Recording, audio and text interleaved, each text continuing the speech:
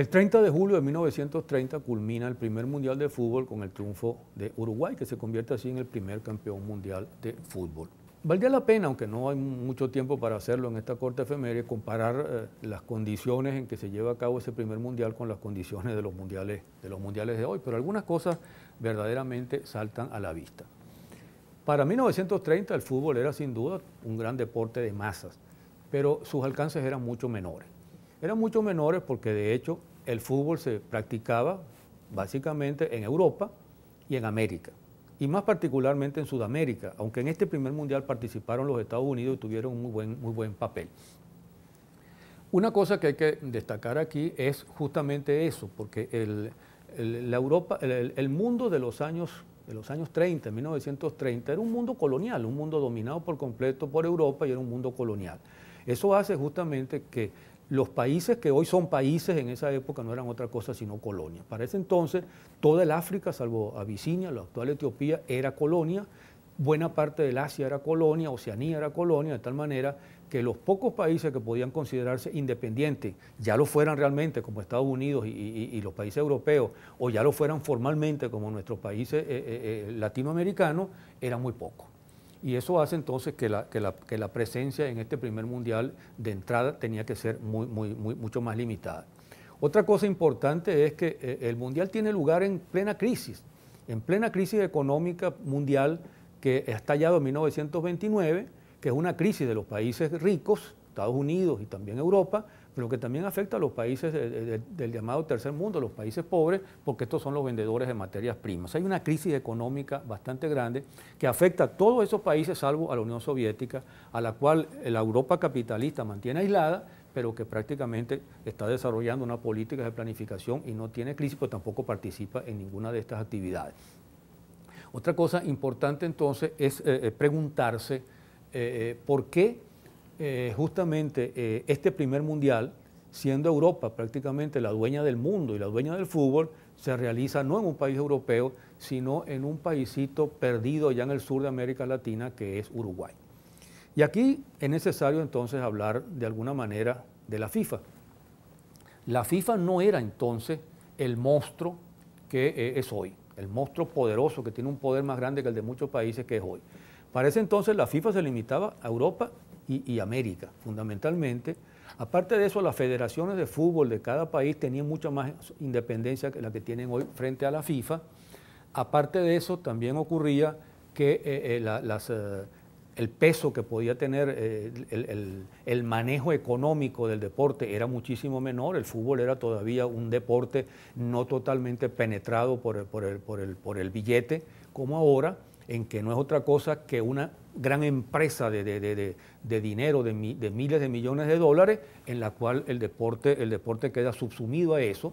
Aparte de eso, no había televisión en esa época, había empezado la radio apenas unos años antes, y la posibilidad entonces en ese sentido de los medios era mucho menor, también era menor la posibilidad de la publicidad, es decir, había un mundo bastante diferente al de hoy, con problemas muy similares, pero desde este punto de vista con algunas diferencias importantes.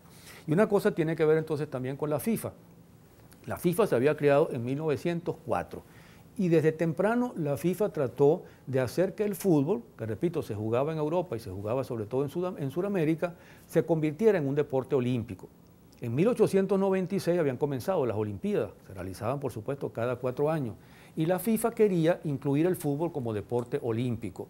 Eso se aprobó en 1906, pero verdaderamente el fútbol se impone como deporte olímpico después de la Primera Guerra Mundial, que termina pues en 1918. Y entonces, siendo el fútbol ya un deporte olímpico, en las Olimpiadas de 1924 y en las Olimpiadas de 1928, el ganador de esas Olimpiadas, el campeón olímpico, es el equipo uruguayo.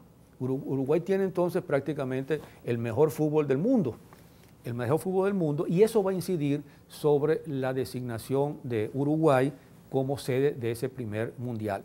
La FIFA quería hacer un mundial pues desde hace muchos años y finalmente decide hacerlo en 1930. La FIFA estaba encabezada entonces por un francés, Jules Rimet, el famoso francés de la Copa Jules Rimet, para el que primero que ganara que tuviera 3 campeonatos mundiales, que lo ganó finalmente Brasil. Y el intento de hacer el campeonato se discutió, por supuesto, entre Europa y América, no había otra alternativa. El candidato europeo era Italia. Italia tenía, por supuesto, mucho peso, pero ahí hubo un forcejeo. Rimet se identificaba más con la idea de que se le permitiera a Uruguay, que estaba conmemorando los 100 años de la jura de la primera constitución, la de 1830, y esa presión incidió para que Italia retirara su candidatura. No solo su candidatura, sino que Italia tampoco fue al Mundial. Y Uruguay quedó entonces designado como la sede de ese primer Mundial. El Mundial estuvo a punto de fracasar, porque finalmente quedaron en ir, los países europeos no fueron prácticamente, y por presión de Jules Rimet se logró que solo 4 países europeos asistieran: Francia, Bélgica, Yugoslavia y Rumania. Y los otros países que asistieron fueron países americanos. Asistieron realmente, de los 16 países previstos, asistieron solamente 13. 4 países europeos y 9 países americanos, de los cuales 2 fueron del norte, o sea, Estados Unidos y México, y los otros 7 fueron de Sudamérica. Allí estuvo Chile, Argentina, Uruguay, Paraguay, Brasil, Bolivia y Perú. Esos fueron los países que asistieron. Los europeos dieron razones, evidentemente algunas eran justificables. En esa época no, los vuelos en avión eran sumamente peligrosos, costosos y limitados. Los viajes internacionales se hacían en barco, y eso era largo, costoso y difícil. Los pasajes eran sumamente elevados. Nadie podía imaginarse multitudes de un continente trasladándose a otro para ver unos partidos de fútbol. Eso no tenía, por supuesto, ninguna posibilidad de darse. Y todos esos argumentos jugaron entonces a favor de que los países europeos, además un poco resentidos porque se le había dado a Uruguay, no quisieran participar. El campeonato se dividió, por supuesto, se hicieron 3 grupos, se hicieron las eliminatorias, y finalmente los 4 que llegaron fueron Uruguay, Argentina, Estados Unidos y Yugoslavia. Hubo algunos problemas con los árbitros. Yugoslavia dijo que le habían robado un gol, aunque perdieron por paliza ese partido, y se negaron a jugar el partido por el tercer puesto con los Estados Unidos, de tal manera que Estados Unidos quedó tercero y Yugoslavia fue clasificado forzosamente de cuarto. Y el juego final, el partido final, tuvo lugar entre Argentina y Uruguay. Y una cosa curiosa es que para esa época no había un balón oficial, un yabulani, una cosa de esa, ni nada parecido, y entonces se jugó el partido con 2 balones. En el primer tiempo se jugó con un balón argentino y en el segundo tiempo con un balón uruguayo. De todas maneras, Uruguay logró un triunfo muy claro. Uruguay ganó 4-1 y se consagró entonces como el primer campeón mundial de fútbol, cosa que, por cierto, se repitió cuando se realizó en 1950 el otro campeonato mundial, que tuvo lugar en Brasil, donde se produjo el famoso maracanazo, y Uruguay le ganó a Brasil en el propio territorio brasileño el segundo campeonato mundial, que son los 2 únicos que ha ganado.